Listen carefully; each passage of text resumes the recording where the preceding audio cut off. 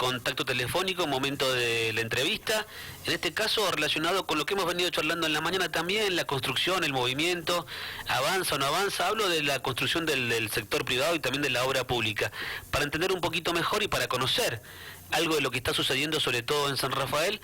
Vamos a tomar contacto con Jorge Martínez Viñas. Él es el titular de la específica de la construcción de la Cámara de Comercio de San Rafael. ¿Cómo le va, Jorge? Lo saluda Silvio Barroso. Buen día. ¿Qué tal? Buenos días, Silvio, y buenos días para toda tu audiencia. Bueno, un gusto, Jorge. ¿Cómo está el tema hoy de la construcción? Bueno, mira, es muy amplia la pregunta, pero en el sector de la... Qué mala pregunta que hice, Jorge, ¿no? Qué mala pregunta que hice. Qué mala pregunta. La verdad que cuando lo estaba diciendo... Es bueno aclararle también a la gente, cuando hablamos de construcción, hay dos aspectos importantes dentro de la construcción, que es la construcción de la obra pública y la construcción de la obra privada. En épocas de crisis, la obra privada es la que por ahí resalta un poco más, la que sostiene un poquito el esquema, y a veces la obra pública es la que usan los gobiernos para tratar de reactivar la economía. En este caso, hace ya 2 años que venimos en baja con la obra pública, y un poco por la pandemia, otro poco por los problemas de crisis económica. La obra pública se ha caído muchísimo y tiene una repercusión importante, sobre todo a nivel de las empresas, que son las que sostienen el empleo formal. Hoy hay bastante actividad, por suerte hay algo de actividad mejor que digamos unos meses atrás, pero sostenida únicamente casi por la obra privada, que está dentro del marco de la informalidad, ¿no? Eso cada vez más grave, cada vez es mayor la informalidad.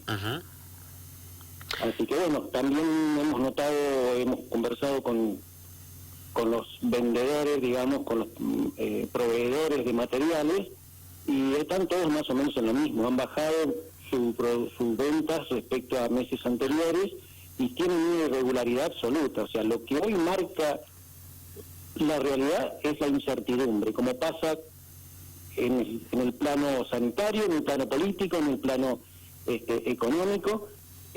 La incertidumbre es lo que nos va marcando la actividad en este momento. Sí, el tema de no saber qué hacer, si tengo plata o no tengo para invertir, si invierto o no invierto, ¿no? Porque por ahí las reglas del juego no son claras y no se sabe qué va a pasar, no el año que viene, el mes que viene. Exactamente, cuando no hay reglas de juego claro, la inversión no existe. La inversión de envergadura, que es la que pueden participar las empresas, o sea, yo hablo un poco en función de que soy representante de la específica de la construcción de la Cámara de Comercio, donde nos nuclean las empresas constructoras. Las empresas son las que normalmente trabajan con la obra pública y con las obras privadas de mayor envergadura. Bueno, en este momento las dos están flaqueando. La obra pública un poco sostenida por el municipio, que tiene realmente un plan de obras que ha mantenido, y en la provincia tenemos muy poco, y de la nación que afecta a San Rafael, nada. Bien, cuando hablamos de que hay no una mejoría, no sé cuál fue la palabra o el término que usted usó, Jorge, respecto de la obra privada, ¿no? ¿Qué tipo de obra es la que se ve en San Rafael? Mira, es la obra, las ampliaciones de vivienda, sí. Un poco lo que ha motorizado también un poquito es el Mendoza Activa, sí, que ha dado un poco de movimiento. Son ampliaciones de vivienda o viviendas comunes, muy poco como antes teníamos en cabañas, hoteles y demás, que en una época fue lo que motorizaba la obra privada. O sea, todo lo que sea inversión a futuro está frenada. Pero mucha gente que tiene una capacidad de ahorro y no tiene cómo canalizar esa forma de ahorro, bueno, lo vuelven en su casa mejorando su construcción, porque no saben si refugiarse en el dólar, si refugiarse en el plazo fijo, no hay reglas de juego claras, entonces un poco apuntan a resguardarse en los ladrillos, como se dice tradicionalmente, porque es una forma de guardar sus ahorros, ¿no? Jorge, usted recién remarcaba que de obra pública respecto de la provincia es poca, de la nación es nada. Pero a la vez de que se ponen de acuerdo provincia y nación, que nación está cumpliendo con el envío de fondos para hacerlo, después de un reclamo histórico que es Portezuelo del Viento, y cuando está a la vuelta de la esquina, bueno, ahora se ha hecho una mejora de la oferta respecto del proceso licitatorio. Hay algunas cámaras empresariales que ponen el grito en el cielo y patalean. ¿Qué es lo que dice usted al respecto, Jorge? ¿Qué opina? Mirá, el tema de Portezuelo del Viento es bastante complejo. La realidad es que como obra es una obra fantástica, es la obra del siglo y va a tener repercusión sin lugar a dudas en nuestra zona, pero lo que nosotros vemos es que los recursos que provienen de un reclamo histórico que la provincia hace por sus daños ocasionados por la promoción industrial de las provincias vecinas, después de muchas negociaciones y de un arreglo, terminó en que esos fondos los paga la Nación para la reactivación de la provincia, que los canalizó a través de Portezuelo del Viento. La obra va a traer movimiento, pero es lo único que va a generar, porque el problema que nosotros vemos con Portezuelo del Viento es que no garantiza que nosotros podamos usar el recurso hídrico tan escaso para nuestra región, para la reactivación de nuestra región, que cada vez es más notable el problema del recurso hídrico, es que el trasvase no se hace con esta obra y casi queda sepultado.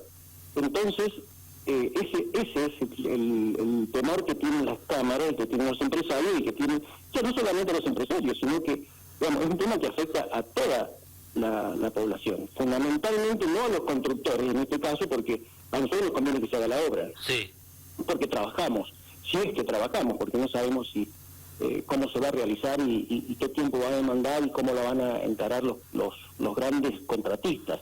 Pero más allá de esto, genera movimiento y el movimiento siempre contagia. Pero el problema más serio que tenemos es que nosotros perdemos el recurso hídrico con esta obra, para nuestra región, para nuestro oasis. El atol se queda sin agua, o sea, nunca vamos a poder hacer el trasvase. Bien, ¿qué hacemos entonces? Porque estamos en una encrucijada. El gobierno provincial ya dijo que la licitación avanza, que sigue y demás. Y estas son decisiones que toman los gobiernos. Nosotros podemos opinar, pero la decisión la va a tomar el gobierno. Ellos sabrán. Por eso las cámaras han puesto los puntos de vista y lo que han pedido es... lo que se pidieron las cámaras fue suspender la adjudicación hasta que se pudiera debatir esta situación. Porque desde que se inició el proceso de Portezuelo del Viento, que lleva muchos años, desde el proyecto, desde todo el arreglo con la Nación y demás, han ido cambiando muchas situaciones, fundamentalmente esta del agua. Nosotros llevamos 12 años con una merma en el recurso hídrico por inferior de la media, y esto cuando son 12 años seguidos ya no es una emergencia anual, esto ya es una tendencia. Entonces el riesgo que tenemos es muy grande. Ya las condiciones que se daban para el llenado del dique, las condiciones que se daban para el recupero de la inversión con la energía, ya no es la misma de la que se planteó con el proyecto original. O sea, hay cosas realmente para conversar y para aclarar si el gobierno las ha tenido en cuenta o no. El gobierno aparentemente ha decidido adjudicar a la oferta que tiene. Bien, ¿por qué remarcaba recién que no se sabe si eso va a tener un desparramo en las empresas más chicas a partir de la UTE que ha ganado? ¿Cuál es el reparo que usted pone allí? Porque, a ver, la oferta contemplaba que podía estar acompañado por subcontratistas nominados que eran propuestos en la oferta por los contratistas principales y que ya llevaban un contrato para trabajar en obra. La mayoría de las empresas de San Rafael ha quedado fuera de esto.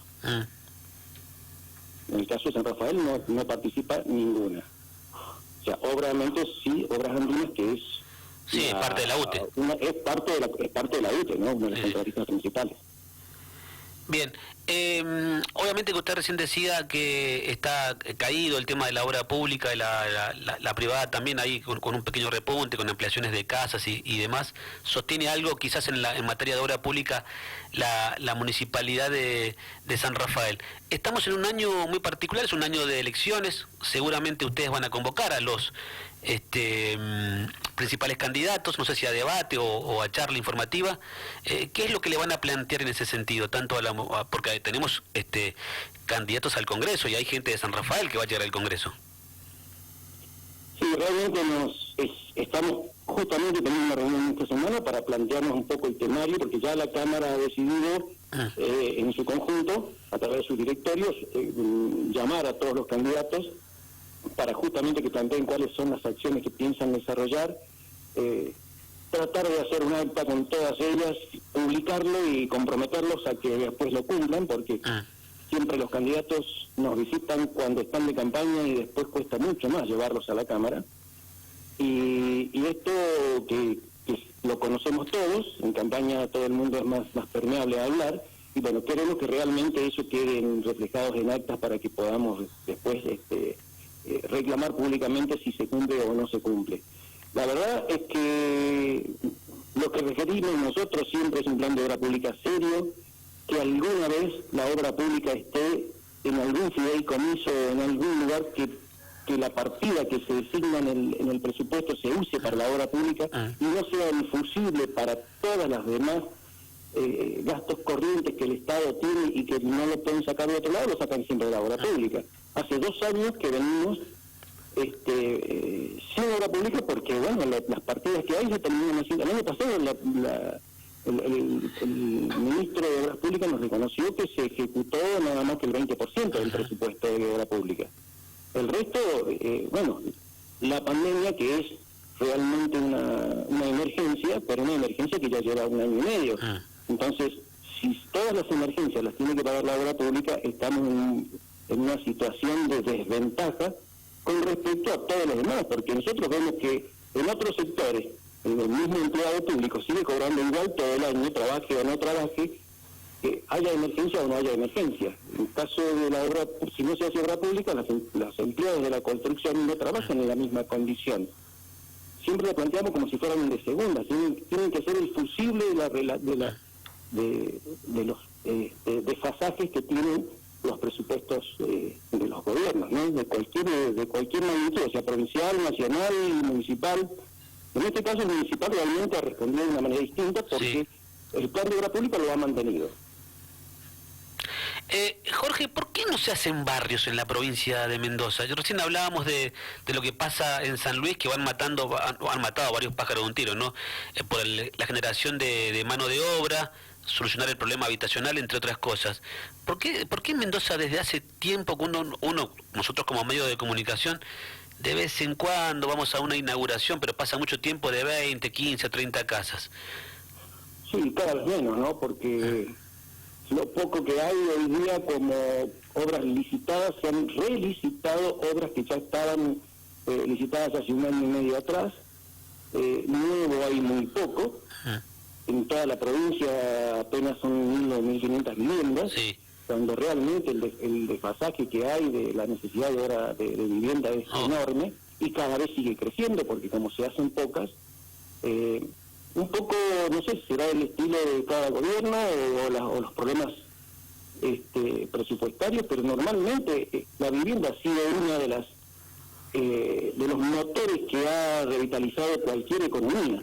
Porque utiliza muchísima mano de obra, utiliza muchos insumos regionales, es una de las obras públicas, digamos, ideales para reactivar una economía. Y sin embargo no se ha utilizado. En este caso se ha hecho muy poca y se está licitando en cuentagotas. Yo esto que usted dice, yo lo acompaño totalmente y de hecho lo subrayo, Jorge, que es tan raro, es tan difícil de entender por qué no se reactiva este modelo de obra pública que tiene que ver con la casa propia, un poco con lo que usted subrayaba recién, que es el pequeño o mediano comercio, no sé, desde comprar un cable en una casa de electricidad o hierro, ¿no? Cosas muy simples, ¿no? Que se usan en el día a día y la mano de obra ni hablar.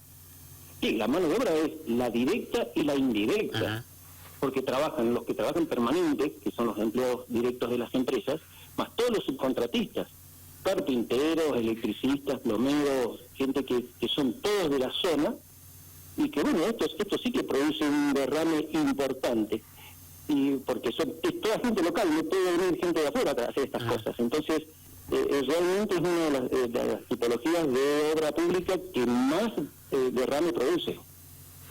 ¿Qué pasa con la mano de obra? ¿Tenemos mano de obra calificada en San Rafael para la construcción? Sí, hay mano de obra calificada. Yo personalmente he tenido posibilidad de trabajar en distintos lugares de la provincia y fuera de la provincia también, y realmente la mano de obra que tenemos en la zona es buena. Es muy buena. Hoy están la mayoría tratando de rebuscarse en la actividad informal, haciendo changas o lo que pueden, pero en general hay mano de obra buena.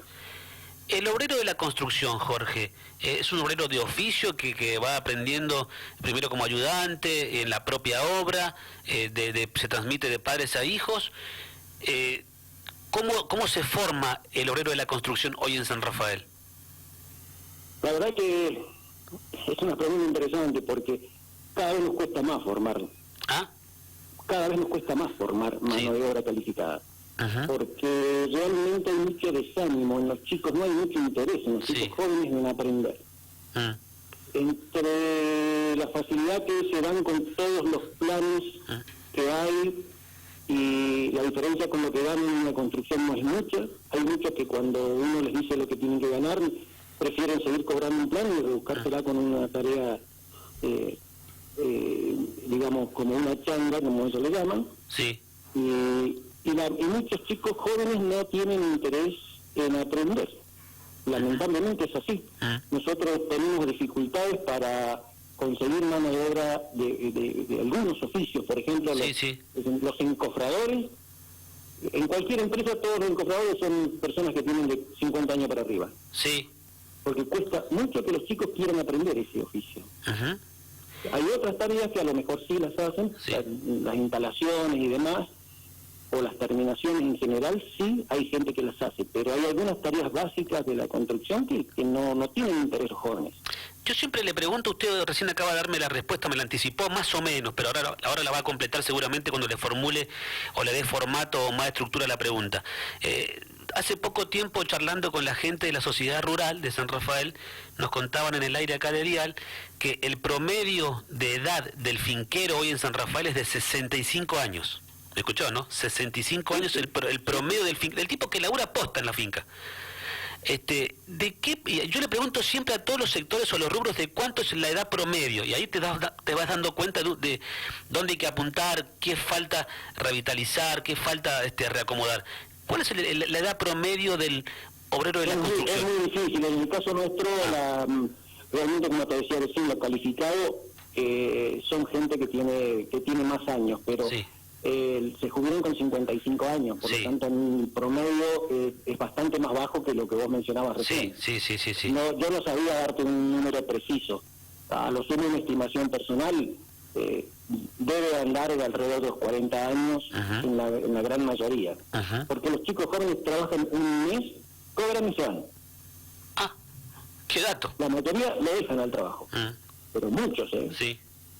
En cambio la gente grande, o porque ya tiene familia, o porque ya tiene unas tradiciones, porque ya tiene más arraigado su oficio, son los más nobles, los que tienen mayor constancia en el trabajo. ¿Qué pasa con las escuelas de oficio de San Rafael? ¿Tienen contacto ustedes respecto de esto, por ejemplo, de cosas específicas que le hacen falta a la economía, ¿no? ¿Qué tipo de egresado tengo? No solamente del secundario, sino de las escuelas de oficio que hay. ¿Cómo es la relación de la Cámara con esas escuelas, si es que la tienen? En realidad es muy poco lo que se está haciendo. En algún momento hubo programas del gobierno provincial y del gobierno nacional también que daban tecnicaturas donde nos pedían a las empresas que tuviésemos a chicos aprendiendo, que le diéramos el lugar para que se hicieran las pasantías y demás. Esto ya hace varios años que no se hace. Y lamentablemente no hay una formación de oficios específicos de la construcción, como aprender a colocar cerámica o tal vez a lo mejor unas instalaciones eléctricas, por ahí porque salen bien preparados del secundario, pero los que salen preparados del secundario generalmente o siguen una carrera universitaria. El problema lo tenemos entre la gente que queda entre el primario y el secundario, que es la que mayormente se ocupa en la construcción, ¿no?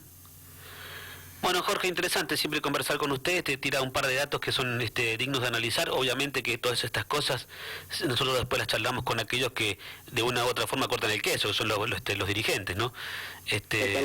Así que bueno, a la espera que ustedes mantengan un encuentro entonces con los candidatos a la legislatura o al Consejo Deliberante o al Congreso, para ver qué les dicen también, ¿no? Un gusto, Jorge. Vamos a tratar de hacerlo en los 3 niveles. Bien. Representante del Consejo, a la Legislatura Provincial y a la Nacional también. Bueno, Jorge, le mandamos un abrazo. Gracias por el contacto. Bueno, muchas gracias. No, gracias a ustedes. Buenos días. Hasta luego. Ahí la palabra entonces de Jorge Martínez Viñas, titular de la específica de la construcción de la Cámara de Comercio.